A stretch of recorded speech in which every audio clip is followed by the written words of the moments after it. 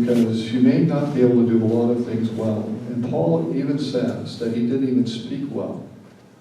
And that's what his critics were often telling him, that he didn't speak well at all.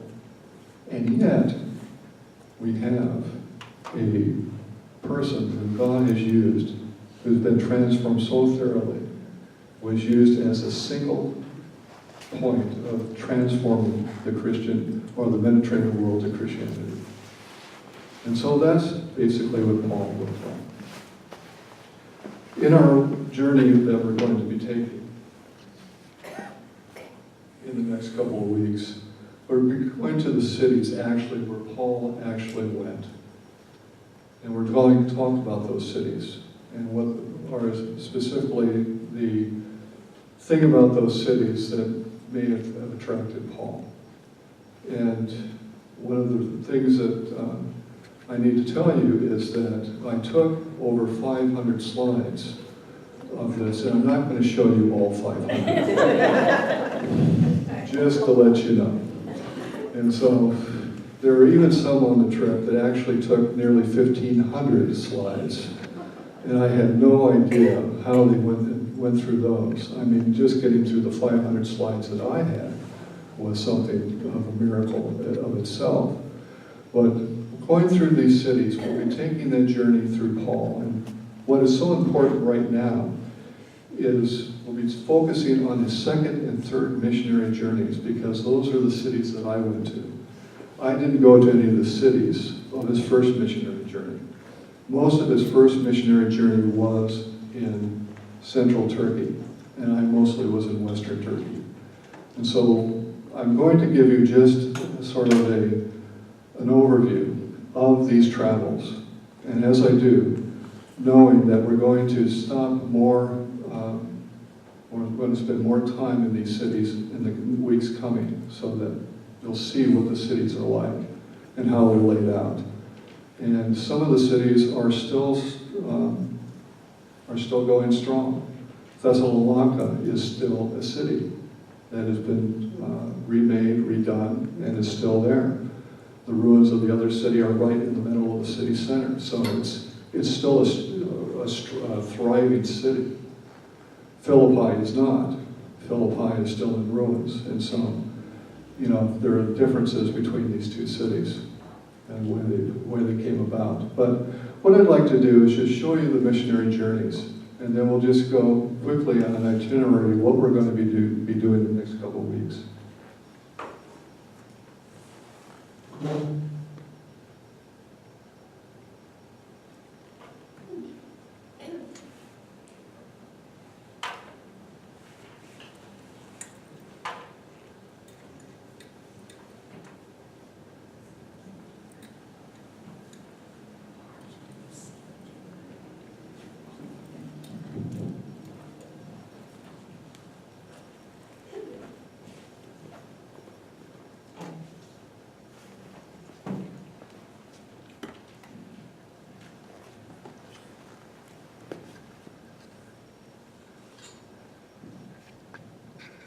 We have liftoff. Okay. Now, Bev, I'm going to ask you to help me out, will you? Yeah. Actually, what I want you to do is just hit the space bar on the computer. That's all I need you to do. All right. Now, here's probably one of the earliest similarities of Paul. And all the pictures of Paul that we have been taken away from that description that I read to you. Long nose, eyebrows in the center. And so it was just, all the pictures are from that description. And so this is one of the earliest likenesses of Paul. And Bev, if you could just sit there next there and just hit the space bar again.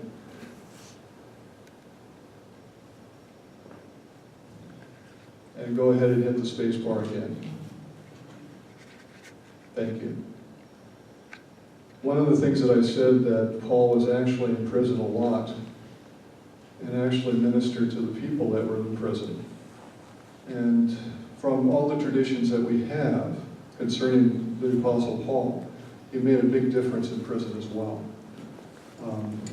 As a matter of fact, Acts leaves him in prison under house arrest in Acts 28.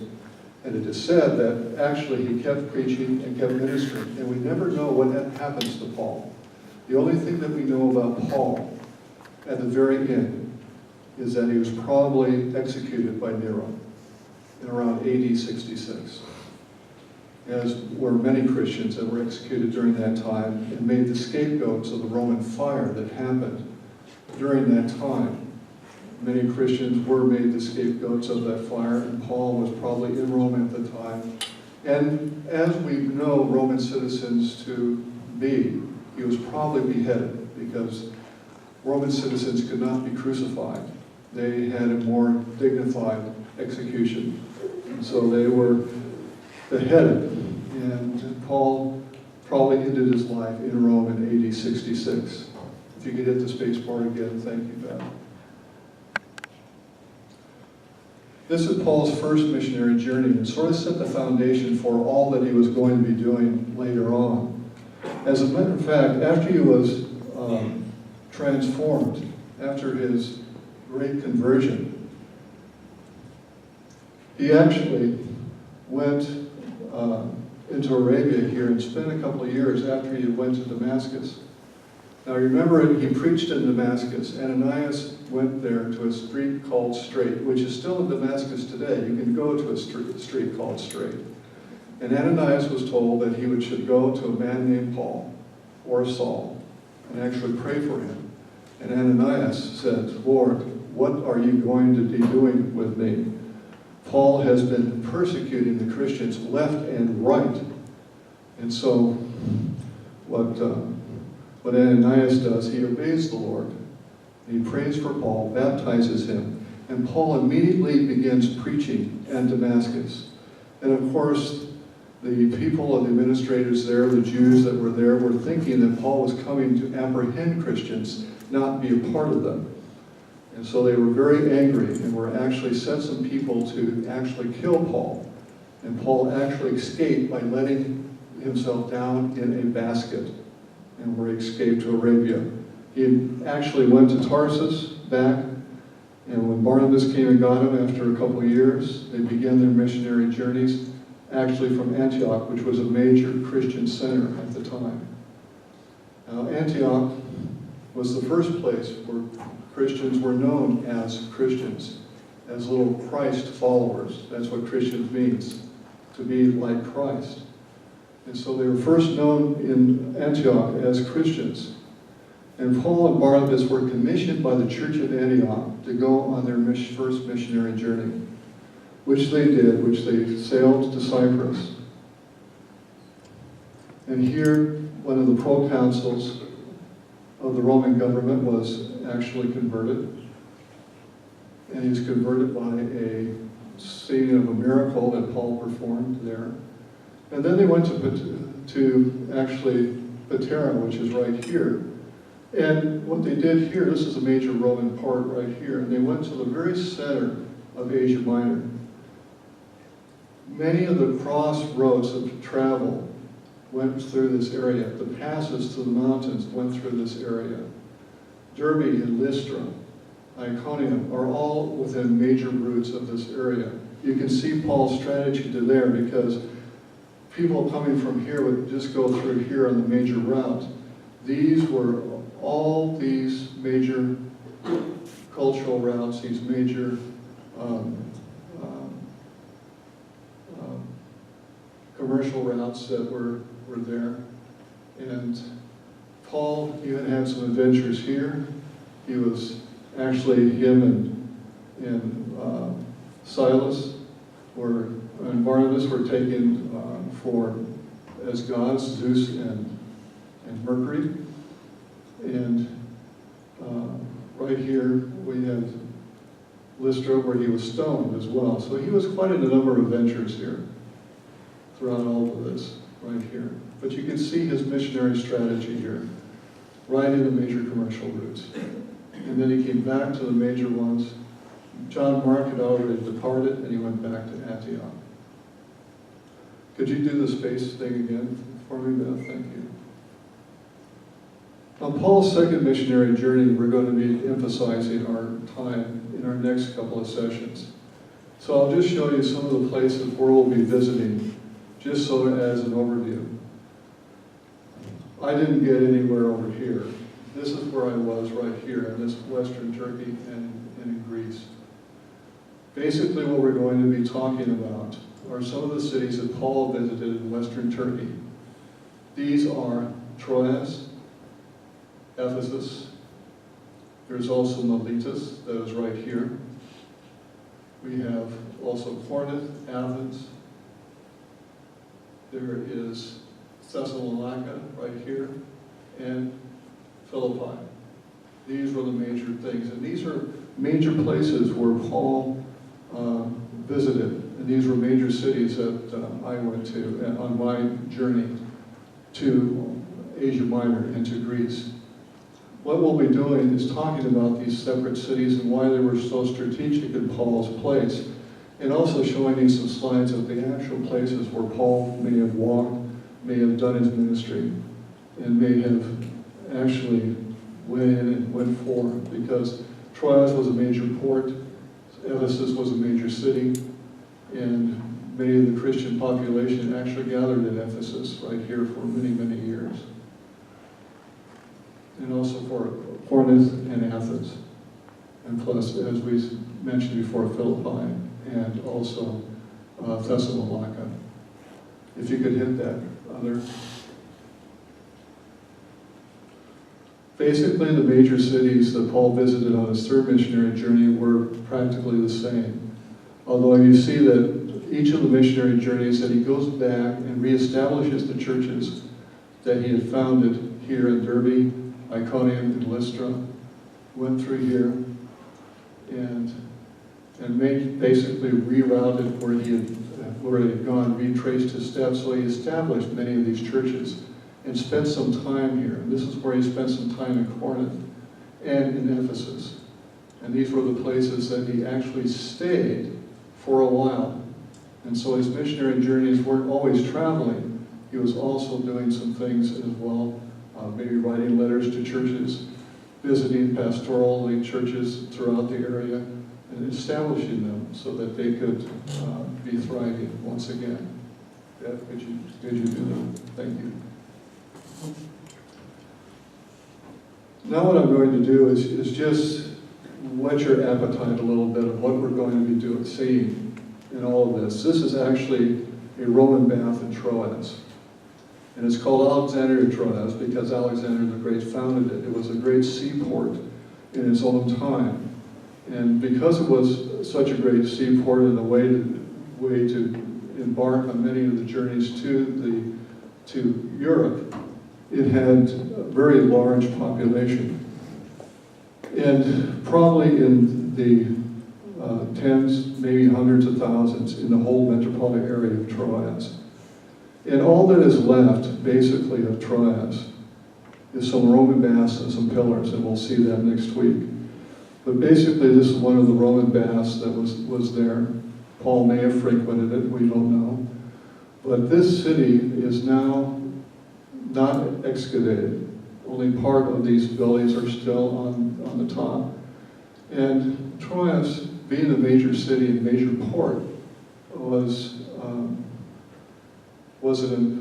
just an amazing place, because this is where Paul received his Macedonian call. If you remember in reading of Acts, he was prohibited by the Spirit from going to Bithynia. That's the northern part of Asia Minor. He was prohibited from going there. And as he did, and tried to go there, he actually went to Troas because he had no idea where the Spirit was actually leading him. He was praying that he wanted to go to Bithynia in northern Asia Minor, but the Spirit would not let him. And as he was in Troas, he received the Macedonian call during a vision where he had a Macedonian man say to him, "Come over and help us. Come over and be one of us." And so Paul got that call and went over to Europe. And that's where he started his European mission.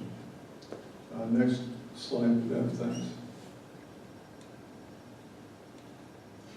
This is a basilica, actually, in Philippi. And Philippi had become what, a major Christian center in the succeeding years after Paul had been there. We'll learn about some of the history of these cities and why they are where they are. But Philippi, this is a major basilica that was there. Wasn't at the time of Paul.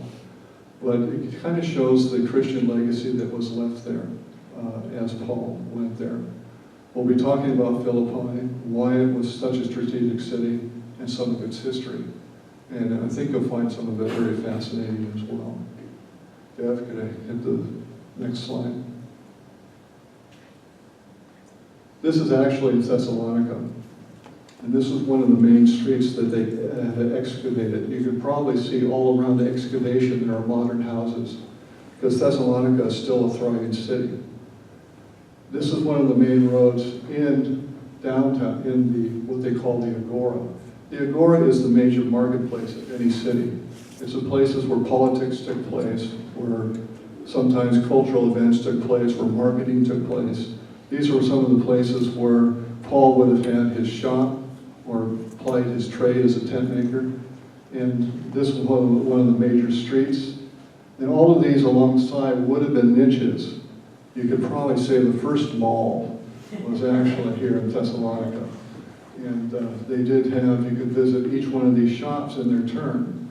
And a lot of times, patterned after the Roman part of having a huge colonnade street in which shops were part of it. And we'll see that in the Agora in Athens.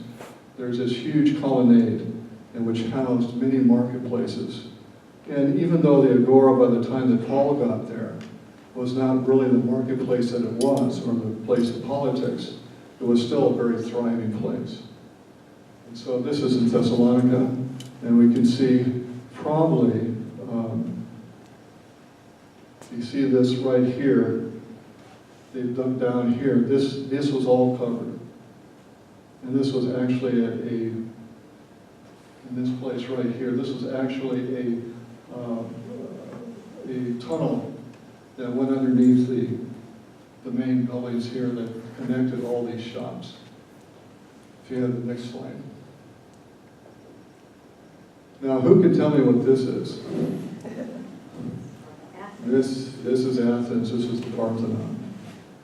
And you can see that this very ancient scaffolding right here that they had erected, and you know, they were really on top of the architectural thing, but this is the Parthenon. And of course, this would have been there when Paul visited Athens, and in probably the early 40s AD. What is interesting about Athens was, of course, part of Paul's sermon to the Areopagus was actually made in Athens. And his sermon on top of Mars Hill to all the mainly wisdom and the philosophers that were having their philosophy sessions on top of Mars Hill was there. What is interesting about Mars Hill is that, and I'll show you the pictures, is that it's still there today, and the original steps that Paul would have taken up to Mars Hill, and you'll see them in the picture when we get to that point, are still in use. Now, I didn't go up those stairs, basically because so many people have been up those stairs that it's like glass. You try to go up those stairs and one slip and boy, you're down the hill. And basically I didn't want to fall into the agora below. And so I kept on top of that, especially with my foot. I'd sort of crawl up there so that I could be on top of it. But you'll see Mars Hill, which is very near the Acropolis, very near the Parthenon. And while Paul was preaching, this would have been his backdrop. Whoops. That's okay.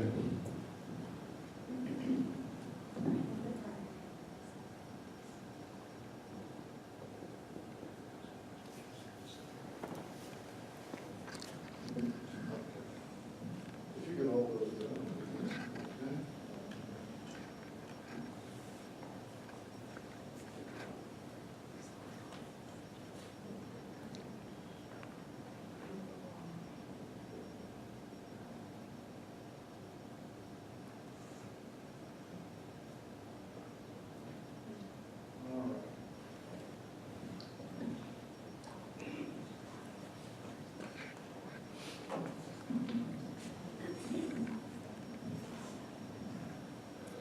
this is Corinth. And this is the Temple of Apollo that is still standing there today. Of course, it's been a little bit reconstructed, but these are the pillars that house the Temple of Apollo. That was one of the places of worship and of religion that was in Corinth. You can see the relative size. This is a pretty huge building right here. And one of the people I was on tour with, they're having their picture taken right here. You can probably see the picture in camera right here. But this is the Temple of Apollo. One of the things that you notice that many of the cities have in their main part of the city, they have religious objects or temples. And usually a city is dedicated to a certain god. This city, Corinth, had its main deity as Apollo. And so they had a temple of Apollo. And every major city actually had their Acropolis. Now you can't see the Acropolis here, and you will be able to see it in other pictures. But the Acropolis was a high point in which they would have their religious temples, their religious festivals. Here is not on top of the Acropolis, but you can see the Acrocorinth, which is an Acropolis for Corinth. It's this way, actually. And so each city had its own Acropolis. It's not that there's only one Acropolis, and that's in Athens, Greece. The Parthenon sits on top of that Acropolis there, but each major city had its own Acropolis and its own temple that sat on top of it. And so this is, again, the Temple of Apollo.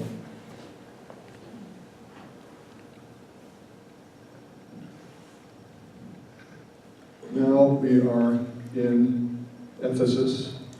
And again, this is just an itinerary. We're going to go through some of these cities next week. But Ephesus is one of the major cities, and I have to say, one of the most beautiful things I've ever seen. Architecturally, and just the way that they have uncovered it. And they've only uncovered and excavated a very small part of Ephesus. Ephesus, which is a huge city, one of hundreds and thousands of people. I mean, this happens to be the Temple of Hadrian, and on one of the main routes. And I can tell you, as you go down that street, again, when we get to Ephesus, you'll be able to see some of the shops and the streets, some of the temples that were there. Just an amazing place. You can actually see the highway to the sea, to the harbor, to the port that Paul probably walked in on. You can go to the theater where they dragged Jason and some of his friends to face charges that were in Ephesus. This was an amazing part for me because it was on my bucket list to go. And having been able the opportunity to see this was just an amazing thing. And knowing that Ephesus was not only one of the 7 churches of Revelation, but also it was a major Christian center. It was often thought that the Apostle John also lived in Ephesus and was buried in Ephesus. And of course, one of the traditions holds that John also took care of Mary, the mother of Jesus. And also her place has also been found here. And so this was a major Christian center as well. But as you remember, of the 7 churches of Asia, do you remember what was against Ephesus?